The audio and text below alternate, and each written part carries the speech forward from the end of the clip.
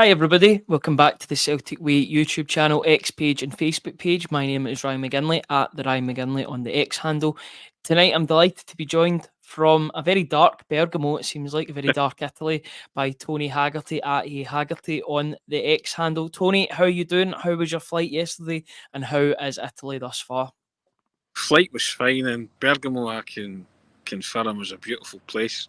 You might want to put it on your to-do list. It's very compact. Everything seems to be in a straight line, which is great for your old day here. Not a lot of navigation problems, but yeah, I'm sitting outside the Gevis Stadium where Celtic will be taking on Atalanta tomorrow night, match day 3 of the Champions League, and having spoken to Brendan Rodgers and Callum McGregor, who addressed the media tonight. Big news being that Cameron Carter-Vickers and Greg Taylor didn't travel with the team, so both of them will be missing for tomorrow night. But yeah, I've enjoyed it so far. I always enjoy Italy. I think it's an excellent country wherever you go in Italy. But Bergamo has it's captured my heart a little bit. Ryan, I have to say that. I'll definitely need to check it out. Fingers crossed if Celtic play Atalanta in the final of the Champions League, hopefully. Or not in the final, because that'd be in a neutral venue. Ignore what I'm saying. Ignore everything that I'm saying. If they get them in the knockouts, then I'll be going to Bergamo as well, I'm sure. Get that to look forward to, potentially down the road. It looks like a pretty beautiful place from the videos that you were sending me. A couple of them have already made their way onto the Celtic Ways Twitter. I'll be putting out more of them on TikTok and Twitter as well over the next few days, you would say. Definitely tomorrow as the preview continues towards the big game. Kickoff's at 6:45 UK time. It's 7:15 in Yeah, Italian time. Is it an hour ahead over in an hour Italy? ahead. So It's before I get into 10 at the minute. Yeah, yeah, 9:30. it's Yeah. looking pretty late. It's just as dark in Scotland, to be fair, as well. So yeah, we're used to it being dark, that's for sure. Before we get into talking about Callum McGregor and Brendan Rodgers' respective press conferences, just a quick reminder that you can support our work a little bit more by joining our YouTube members channel for just £2.99 a month. You can receive early video access, priority comments, and exclusive members chat function. Click that join button next to the subscribe button. Please subscribe to us. We're only 25 subscribers away from 12,000. Let's get to that 12 total before the close of play tonight, guys, if possible. Thank you very much. Now, the captain was talking to the media. It was a very short press conference, Tony. Was it as short in person for you as it was in the video? It's about 3 minutes and 55 Mhm. seconds. Roughly speaking, that rings a bell with me around about that. But yeah, spoke to broadcast media. And, I threw in a question myself at one point. But yeah, it was very short indeed. Yeah, but he was adamant that lessons had been learned from Dortmund. So it's what myself, Hamish, and Kevin were talking about this morning on the morning briefing. You know, words are cheap. It's time to produce on the park, isn't it? Let's see what they've learned, and hopefully they have learnt lessons from Dortmund, and they can bring that to the table or bring that to the Atalanta clash. Yeah, the Dortmund result, as things stand, we're obviously doing this live. It's looking a lot better now because they're beating Real Madrid at the moment. I can see someone in the comments was talking about that. So, yeah, if they beat Madrid 7-1 or something, then I'll feel a lot better about that last result. Means it can happen to anybody, but you know what I mean. So, yeah, Callum McGregor was talking. It was a short and sweet press conference, but sometimes it's better. I think he answered absolutely everything that was asked of him. It was pretty much the message was it's a new game, it's a new sort of time and a new fixture all in all, and they need to right the wrongs that happened in the last game. I know that's going to be difficult. Atalanta are a good side. Everyone's talking about how good Atalanta are, including the manager, which we'll talk about in a couple of minutes. But he was talking. He was asked that it was a tough night at the office last time in the Champions League, but I know moments have to after you were determined to do better. That's what he told the media. The time has come. How are you feeling? He responded saying, "Yeah, good. Like you said, it was obviously a difficult night the last time out, but we can't lose belief that we're a good side. We know we're a good side. We came up against a top opponent and we weren't quite right on the night. At this level, that's what can happen. You can get punished. We're determined to put it right and the time has come. We've arrived here and the boys are feeling good now, so we have to produce a performance on the pitch to match that." Confidence from Callum McGregor, Tony. Is that what he exuded in the press conference as well? I think it's like everything else. I think both Brendan Rodgers and Callum in particular, they were at pains to point out that Celtic are a better team than their Dortmund display and their Dortmund showing. And I think it hurt the players. Well, Callum was very vociferous. Wow, 2-0 Dortmund against Madrid. unbelievable.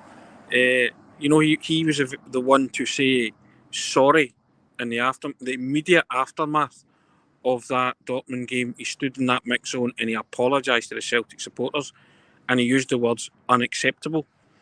And it's players hurt when they get torn apart like that and done over like that. And there's a matter of professional pride at stake for a lot of those Celtic players tomorrow, because they want to prove that they belong at that stage, at that elite club level of football. And they didn't do themselves justice, Ryan. And I think a lot of Celtic supporters tomorrow night want to see this team do themselves justice, give themselves a chance to be in the contest for as long as they can, and don't capitulate so easily as they did against Dortmund, and so easily as they have done on their travels in the past. Yeah, shall we get right into Brendan Rodgers and what he was talking about? I was thinking that we could also talk about our predictions, because we both went for the same lineup. I know that it was live, or it was about to be scheduled for the time Yeah. you were going to be at the press conference. I presume that Austin Trusty was going to be in your predicted lineup if Cameron Carter-Vickers wasn't there. So I did a wee quick change around just before the publishing date there. But we'll get on to talk about Brendan Rodgers, then we'll talk about those predicted lineups, the same team for the two of us. So he was talking about what lessons that Celtic can learn from Dortmund. And Brendan Rodgers said they're a very good side, a very aggressive team, very attacking. For us, I think it's that compactness in the team that's very important. We weren't tight enough in certain moments in the Dortmund game. And then when you add to that quality that they finish with, we deserve to be here in this competition. It's always important to instill that belief in the players. You know you're going to have to defend well and be strong in your duels against a team that, in terms of a defensive organisation and how they work, is pretty unique. They're at the very highest level of that. So you've got to be able to deal with that, play through that pressure, but also be really strong defensively. It's the aim we go into with every game, but going into the games at this level, it's even more important. Gasperini, there is a piece on the website today that was put out this morning that talked about Gasperini, and it's a bit of a fascinating read if you read what the last 10 years has been like for Atalanta. It's a small place, Tony. You've been there. It's quite a small area of the world, but they're passionate about their team, and it seems that passion's off the park as well as on it. What are you expecting tomorrow from this Atalanta team, and what's your thoughts on what Brendan Rodgers had to say there, the fact that they're a very unique team in that regard? He was talking about that man marking that they do individual man marking, but they can break at breakneck speed, basically the same as Dortmund, and they can hurt you. They've got players that can hurt you. My goodness, they've got players that can hurt you. Lookman being one of them, and his strike partner, signed from Genoa. That's the fella. So, and he's a top goal scorer in Serie A at the minute. He got 8, I think, 8 and 8, I believe. 8 and 8, that's right. So Statsman Tony, I love it. It's got a bit of research, a bit of homework, that now and again. But that's some shooting, especially in a league like the Italian league, where you know how defensive football can, is quite a setup there. So I think Brendan Rodgers is aware of the task that faces Celtic. In a way, you can say that, they are the feel-good story, aren't they, in Italian football in recent season. 10 years or 9 years is a long time for any manager to survive at any Italian club. A lot of them, I made the point this morning, change after a year, and a lot of them bounce around from Serie A club to Serie A club. But 10 years or 9 and a bit years invested in Gasperini, and he's been given that time to build something. And my goodness, he's built something, and he's built something really strong. The way they dismantled Bayer Leverkusen, who last season was European football's feel-good story, but they were dismantled in that Europa League final, Ryan, and Atalanta have gone from strength to strength. And, Celtic are up against it again tomorrow, but I've got a feeling that Celtic will give a better account of themselves than they did in Dortmund, and I think the players are determined to do that. And the manager said a great thing. I thought he was excellent. He said he's instilled that belief that they belong here. That's the way he picked them up, because he was also asked after the Dortmund game, how are you going to pick these guys up? And, so that's how he's picked them up. He's instilled the belief that they belong here. And he reiterated again that matches like tomorrow night in the Champions League are belief games. You have to go in believing that you can do something. And I think that's that mindset that Celtic have. There was a lot of belief when they went to Dortmund, and that was shattered, wasn't it? But it's still, but Brendan Rodgers said, you know, there's still a game plan there, and they hope that whilst there's hope, you can achieve something. So, as I say, I don't think any Celtic supporter is optimistic about getting a result, but it's from such adversity. Sometimes they can produce the impossible, isn't it? It's mission improbable, Ryan. I wouldn't say it's a mission impossible because Celtic have won in Italy before, but I get that was a different manager and a different team. But they have achieved that before, so it's not something that they're striving to do for the first time. Yeah, Gasperini and Atalanta are one of the feel good stories. I would say another one's probably Napoli under Spalletti Yeah, a couple of years ago, but um, Gasperini got the time at Atalanta that he didn't get at Inter Milan. I remember when he was the Inter manager. Inter, they're very much results now. With Atalanta, he had a project, and that project has been seen through for a manager that I believe is 66 years old. He is still very youthful in his ideologies and the way that he plays, and he signs players, and he's got a backroom staff and a board that support him in signing the players that he needs. So when you have that cohesion from boardroom to yeah, backroom staff and the coach, then you're going to get results. Brendan Rodgers was talking about compromising or a lack of compromising, as he would say. He's came out, and I think these have been the quotes that have been circling around the media over the past hour or so. So I'll read them in full because I think it's always good to give the context of what's been said. yeah. So the reporter asked, "You said you will learn lessons, but you will not compromise, will you?" He said, "I started coaching many, many years ago, over 25 years ago, and from the very beginning, my coaching has always been aggressive. And until the day I finish, it will be aggressive. That's how I work. But I'm also respectful that you play against teams at a certain level and certain opponents where you have to really look at their strengths. But I don't tell them not to do that in every game because I do, no matter what team I'm playing, whether it's in Scotland or the Champions League. It's the level at which you can get punished. So I think it's one where you have to have balance in your game. You have to be strong defensively. There are going to be moments when you can press the game high. There are going to be moments when you're lower on the pitch. And I think the key learning for us has to be when you're in those moments, you cannot go out on your own. We've got a very, very inexperienced squad of players playing at this level. So sometimes you can make little decisions to jump out of your slot and defend and win when really you should stay because at this level you'll get picked off. That's the key for us, but we always have to carry that threat. He talks about inexperience, Tony, and the need to be mature on the ball and mature in the system. It's going to have to be a team game if Celtic get anything tomorrow night, isn't it? We have to do the basics right, Ryan. There's not one player that could hold on to the ball in Dortmund, which is why they were susceptible to wave after wave after wave of attack. A big facet of playing away in Europe is holding on to that ball, retaining possession of the ball, gaining territory, gaining a throw in, 40 yards up the field, wingers, taking it for a walk, the likes of Kuhn, Maida, and even Kyogo doing those defensive shifts, starting from the front. But you have to be clever, you have to box clever, and you're playing a really good side tomorrow night. Let's not underestimate that fact. But if you can master the basics, which Celtic just didn't do from the off in Dortmund, then, as I say, just give yourself a chance to get a foothold in the game. Celtic never really got a foothold in the game. Dyes and Maida's equaliser apart. I mean, there was 90 seconds in between Celtic going 2-1 down. Again, wasn't there, I believe, something Yep. like that. So they have to gain a foothold in the game and gradually build themselves into it. But they cannot give away cheap possession against a team of Atalanta's speed and quickness of thought, because they'll get punished again, whether it be in the counter attack or just cutting holes right through them. It is what it is. But Celtic's basics have to be there, Ryan. You have to defend better and they have to retain the ball better. And they didn't do that in Dortmund, and that's something I guess that the manager and the captain were kind of speaking about, that just have to control the football better, and and as I say, win throw-ins, win free kicks, gain territory, and ease your way into this football contest if you can.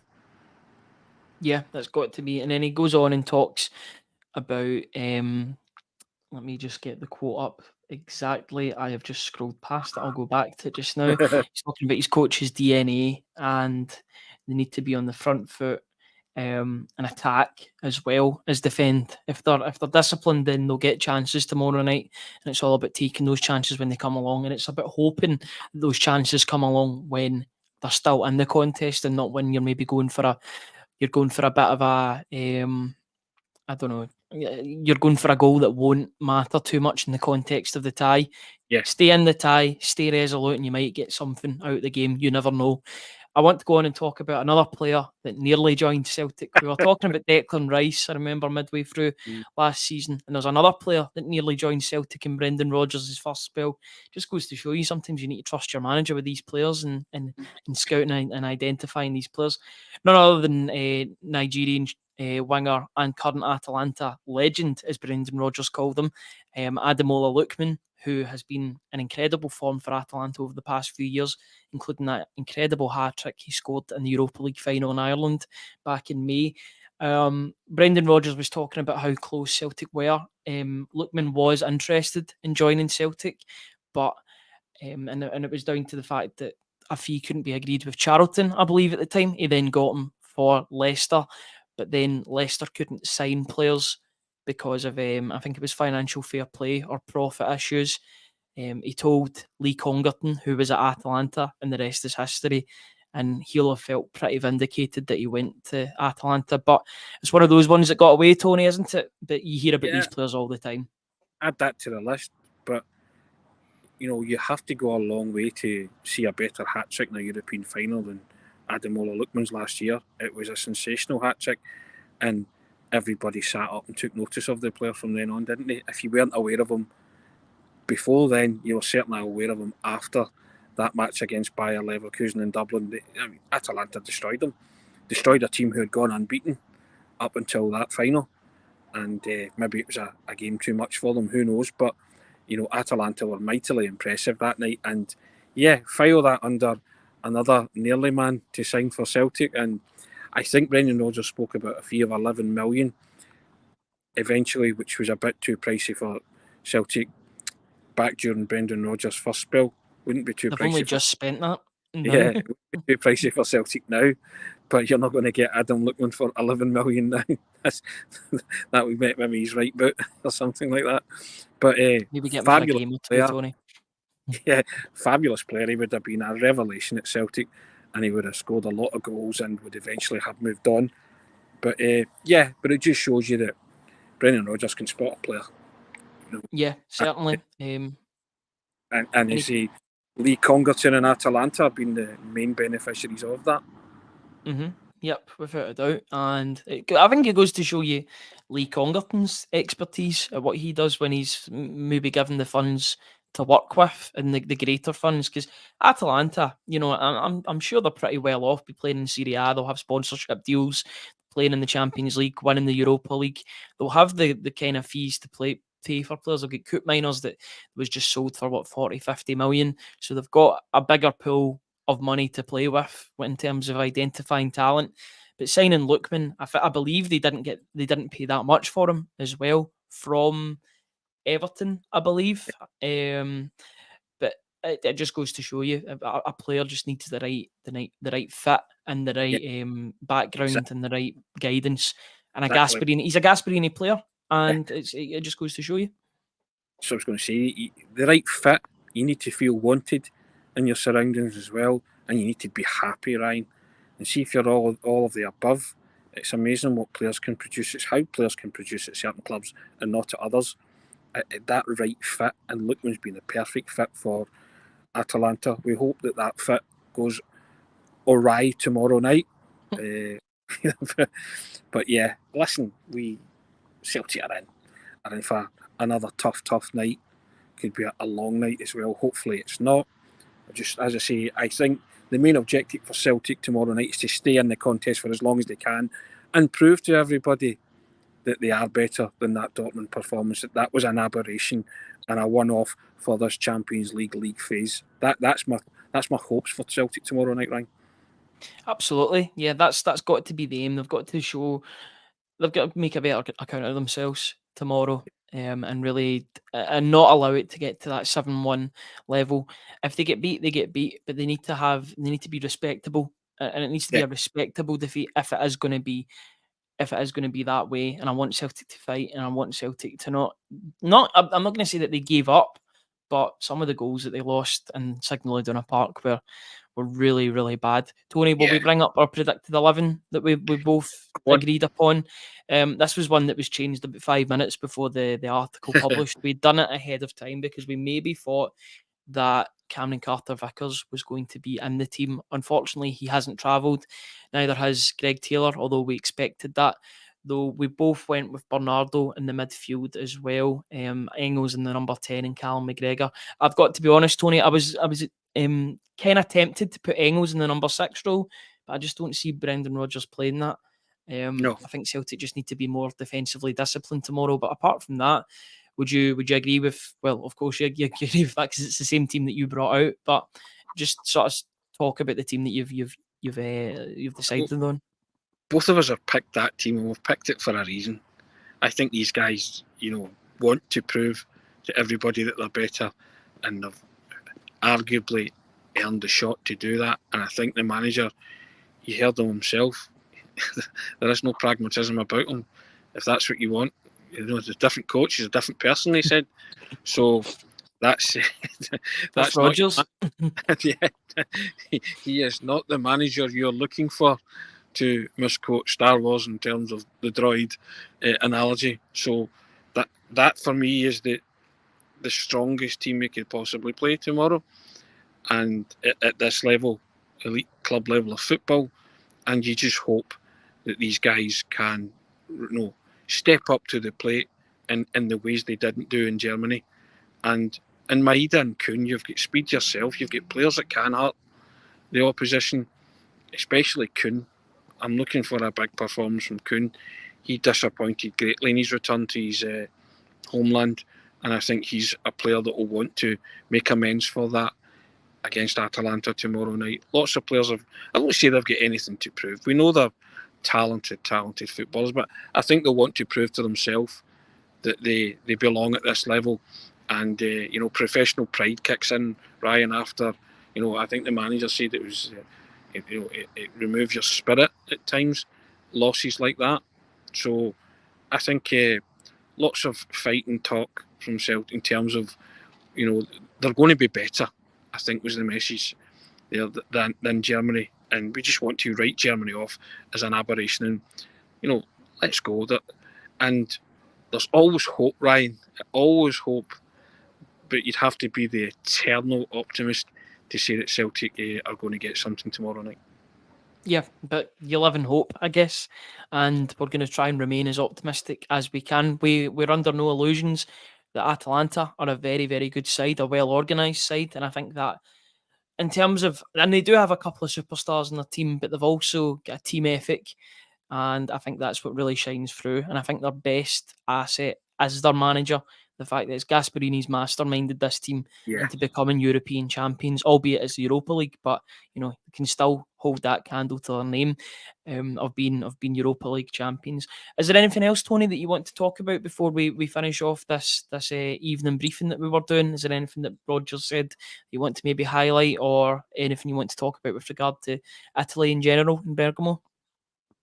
No, as I say, I've enjoyed Bergamo. It'd be great. And I had a peek inside the stadium because I was taking in the bills. They didn't let us film inside the stadium because the referees were training, and that was our instructions, so I couldn't give you the panoramic view of the stadium. But it's a tidy ground. It's very good, and I'll be interested to see what it's like tomorrow when the fans are in and the noise that's generated and created. But yeah, liking the look of it, I'll do the panoramic sweep round tomorrow at some point, and we shall see what the atmosphere is like. We'll sample that, Ryan. But yeah, it's.